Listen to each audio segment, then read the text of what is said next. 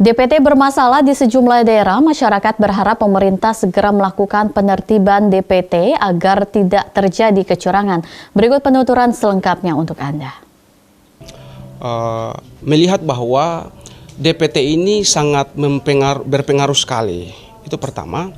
Yang kedua, DPT ini juga menyangkut kemaslahatan masyarakat dan itu soal negara dan bangsa ya. Kami melihat angka DPT yang akhir-akhir ini digulirkan di publik itu mestinya harus ada tanggapan serius benar-benar, memang itu tanggapannya dari pemerintah.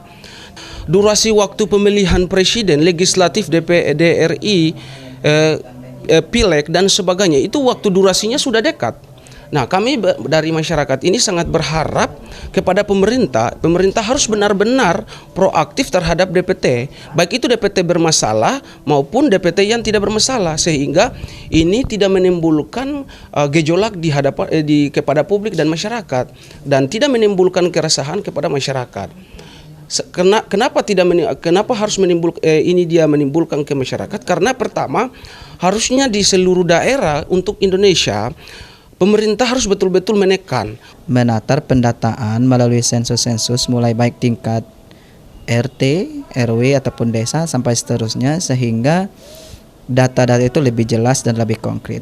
Ya, saya rasa seperti itu, supaya tidak menimbulkan permasalahan-permasalahan yang terjadi dan sehingga penduduk jelas berapa yang bertumbuhnya berapa dan yang hadirnya berapa dan yang hilangnya berapa. Saya sebagai masyarakat biasa hanya kemudian berharap bahwa nanti ada kerjasama yang baik dari Dinas Kependudukan dan KPU untuk kemudian berkolaborasi gitu untuk mewujudkan DPT yang real datanya gitu. Jadi ya intinya itu saja, karena kami tentu tidak ingin bahwa nanti akan ada muncul masalah-masalah yang terjadi hanya karena DPT bermasalah gitu.